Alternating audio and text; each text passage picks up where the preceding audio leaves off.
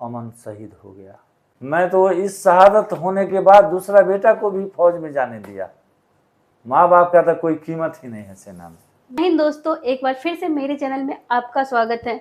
दोस्तों, अभी हमारे साथ हैं गलवान हमले में शहीद हुए सिपाही अमन कुमार के पिताजी श्री सुधीर कुमार और उनकी माताजी श्रीमती रेणु देवी जी। तो दोस्तों, अभी हम लोग सिपाही अमन कुमार जी के बारे में बातें करेंगे, कुछ उनके माता पिता के साथ, और कि वो बचपन में कैसे थे, फिर वो भारतीय सेना में कैसे गए, ये सब सारी बातें करेंगे। आइए अभी हम बातें करते हैं सिपाही अमन कुमार के माता पिता से, उनके बारे में। बचपन में अमन कुमार बहुत चंचल था जी और जी। उसमें समाज की भावना था, एक सामाजिक टाइप का लड़का था। और सेना में जाने का जज्बा उसे शुरू से ही था कि मैं इससे देश का सेवा करूंगा। और देश सेवा के लिए वो हमेशा जो है सो तत्पर हमेशा बोलता था कि जब मैं जाऊंगा तो सेना में जाऊंगा। जी जी। और पढ़ने में भी सही था। जी जी। और पढ़ने में सही था और उसका जो है सो तैयारी फिजिकली बहुत बढ़िया था, बहुत हाई लाइक। और वो जो है सो वही देश के लिए अपना पूरा कुर्बानी दिया। अच्छा। जी जी। और उनका बचपन में किस चीज में सबसे विशेष रुचि थी? रुचि तो नौकरी के लिए सेना में ही जाने का ज्यादा उसका रुचि था। तो बचपन से ही था? हाँ, बचपन से ही था। और जैसे दौड़ हुआ, फिजिकल हुआ, कोई भी काम वो बड़ी मन से करता था वो। अच्छा अच्छा। हाँ, ये वो मतलब जैसे अब दौड़ने जाना है, पानी पड़े कुछ पड़े, एकदम हमेशा वो जाते रहता था वो। हाँ। उनकी पढ़ाई लिखाई प्रारंभिक शिक्षा कहाँ से हुई थी? बस ग्राम सुल्तानपुर हुआ, हमारा गांव का नाम सुल्तानपुर है। अच्छा। सुल्तानपुर हाई स्कूल से ही उनका शिक्षा। जी जी। हाँ, जी जी। और वहीं सिपाही से अमन कुमार जी कब भारतीय सेना में गए हुए थे? 2014 में गया था। अच्छा, 14 में ही हाँ गए थे? हाँ, 14 में गए जी जी। और 2020 में शहादत हो गई। शहादत हो गई। मतलब मात्र 6 साल की ही उनकी हाँ, नौकरी वही थी। 6 साल की उनकी जी सेवा। हाँ। जी जी। और उनका विवाह कब हुआ था, कौन से साल हुआ था? उनका विवाह हुआ था 2019 में। अच्छा अच्छा। हाँ, 2019 में शादी हुआ और 2020 में उनकी जी शहादत जी। हो गई। वो जब घर आते थे तो वो आपसे क्या बोलते थे कि एज ए मतलब आपने उनका बचपन भी देखा हुआ है और ये भी देखा हुआ है, मतलब सर्विंग में यूनिफॉर्म में भी देखा हुआ है, तो बचपन में और यूनिफॉर्म में मतलब पहनने के बाद उनका क्या नेचर था और यूनिफॉर्म पहनने के बाद क्या नेचर था? जैसे एकदम सोशल माइंड का बच्चा था। ये कभी नहीं वो फील हुआ कि ये लड़का फौज में है, इस ढंग से वो रहता था। आज जिस समय वो नौकरी में गया उस समय तो हम भी कहीं जॉब कर रहे थे दिल्ली में ही। तो वही माना किया जे अब हम नौकरी कर रहे हैं तो आप काहे के लिए कीजिएगा। हमको वही जो है सो 2018 में नौकरी छोड़वा दिया था। अच्छा जी, अच्छा। 2018 तक मैं दिल्ली में था। अच्छा अच्छा। हाँ जी जी। जी। तो 18 के बाद अब उन्होंने मतलब सोचा होगा कि जब हाँ बेटे कमा रहे हैं तो हाँ, पिता कमा। क्या कार्य हाँ करें। हाँ आपको उनको सरकारी नौकरी भी हो गई थी? हाँ हाँ हाँ जी हाँ, जी। यही बात है। जी जी। हाँ। और उनके बचपन के बारे में आप बताइए उनके स्टोरीज वगैरह क्या थी? जैसे खेल कूद में ज़्यादा इंटरेस्ट था, क्रिकेट बढ़िया खेलते थे। हाँ, और वहाँ जहाँ अपना गांव है, गांव के चारों तरफ के लड़का से, हर गांव से उनका बहुत बढ़िया संपर्क था। अच्छा। हाँ, बहुत बढ़िया। जी जी। एकदम सोशल माइंड का लड़का था। जब वो घर छुट्टी आता था तो बैग दरवाजे पर रखने के बाद पहले गांव में अपने दोस्त सबके पास जाता था। अच्छा। हाँ, और जब से वो आया उस दिन से जब तक रहता था, सारे दोस्त आए गए, खाए पिए, अपना साथ में बैठे। हाँ, जी जी। यही तो था। वो छुट्टी में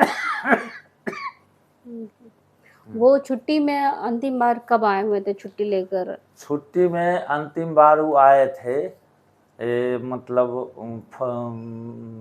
जनवरी में। हाँ, जनवरी के लास्ट में आए वो छुट्टी में। अच्छा। जनवरी के 2020 के जनवरी में हमको दिल्ली में जो है सो दिल्ली से घर ले गए थे।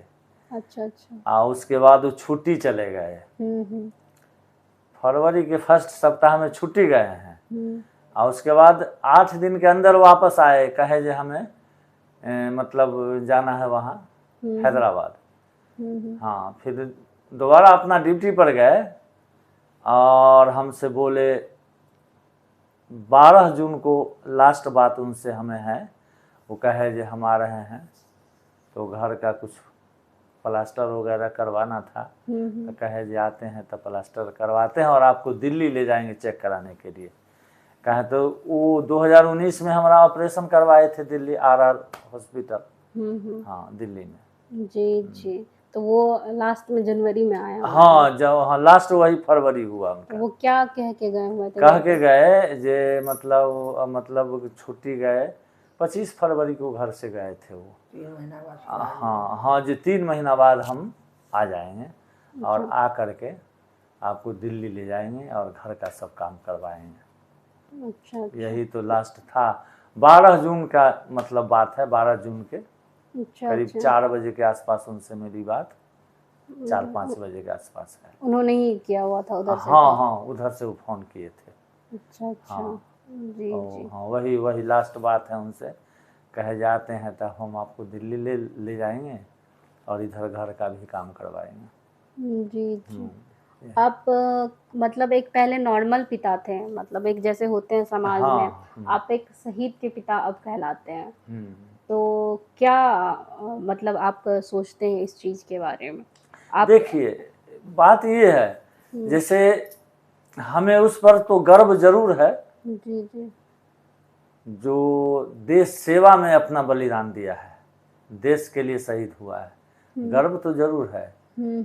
लेकिन रह गया जो आखिर पुत्र है और एक मेरा सहारा था। हाँ, मेरा सहारा था, पुत्र है, तो थोड़ा सा दिक्कत तो है ही ना।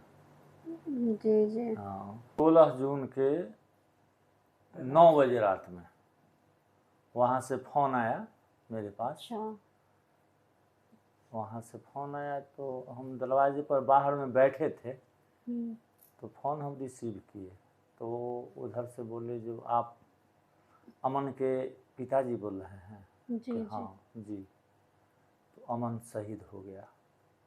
इसके बाद फिर दोबारा वो उस नंबर से नहीं लगा और इतना ही बात हुआ बस। देशभक्त, असली देशभक्त यही हुआ। अगर ये मतलब देशभक्ति से बढ़ के और क्या है। मैं तो इस शहादत होने के बाद दूसरा बेटा को भी फौज में जाने दिया। जी जी। हाँ, इसके मतलब लेकिन आज जो हम लोग का डिस्कशन हुआ है, जो हुआ है हाँ कि पेंशन के रिगार्डिंग, हाँ कि माता पिता को पेंशन नहीं दिया जाता है, हाँ, ये तो एक तो बहुत बड़ा आप कमी उस पे क्या कहेंगे? फिर अपने बेटे को लोग फौज में क्यों भेजे अगर माता पिता का ही ख्याल नहीं रखा जाए? इन द केस ऑफ अगर संतान आपका मैरिड है तो। नहीं, ये तो एक बहुत बड़ा हम देखें जो फौज में बहुत बड़ा ये है, जो माई बाप भी यानी 15-20 साल पाला, माँ जो है अपने गर्भ में 9 महीना रखने के बाद कितना कष्ट से बच्चा को पाला, और पालने के बाद जो है से जब एक साल भर या 10 महीना या 15 महीना के लिए शादी हो गया, उसके बाद जो वैल्यू है वो पत्नी का है, माई बाप का कोई कीमत ही नहीं है।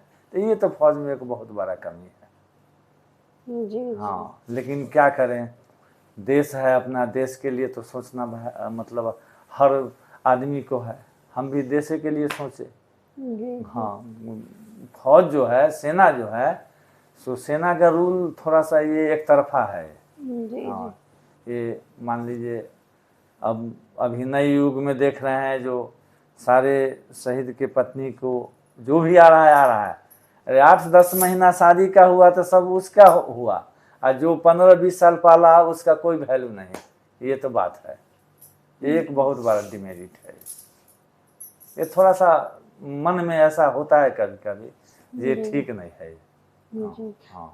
अंकल जी, एक और चीज़ आपसे जानना चाहेंगे, वो जो आप पहली बार सुने होंगे कि उन्हें फौज में नौकरी मिल गई है, हाँ। तो आप क्या मतलब रिएक्ट किए थे? और जब वो पहली बार यूनिफॉर्म पहन के आए थे मतलब देखा था उन्हें यूनिफॉर्म में, तो आपको कैसा महसूस हुआ था उस वक्त? हाँ, जब पहली बार मैंने देखा तो बहुत अच्छा महसूस हम किए जी कि जी। चलिए देश सेवा में एक बेटा मेरा है।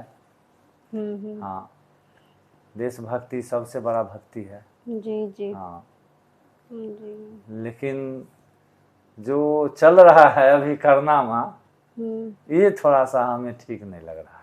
जी जी। पेंशन को लेकर कि माता पिता को, हाँ, शहीद के माता पिता को अब पेंशन नहीं बतलाइए मिलेगी। ना, जो कहने का मतलब, अगर हमें आज हमारी तबीयत खराब है तो हम हमेशा दूसरे के पीछे अपना झुकाव बना के रखूं, हमें पैसा दीजिए, दवाई लाना है, ये करना है, वो करना है, उसके बाद भी कोई गुंजाइश नहीं है, तो ये तो एक सेना का बहुत बड़ा कमी है। कम से कम कुछ तो हेल्प करना चाहिए था माई बाप को, स्पेशल रिजर्व में, लेकिन है ही नहीं। माँ बाप का तो कोई कीमत ही नहीं है सेना में। और आप, हम भारतीय युवाओं को क्या कहना चाहते हैं, कुछ मैसेज देना चाहते हैं आप अपनी तरफ से एक शहीद के माता पिता को? भारतीय युवा, देखिए भारतीय युवा को तो खैर मैसेज अपने तरफ से मैं हमेशा देता रहा हूँ, तो देश सेवा जरूर करो। जी। हाँ, इससे मतलब देश से बढ़ के कुछ नहीं है। देश है तो हम हैं, देश नहीं है तो हम नहीं हैं।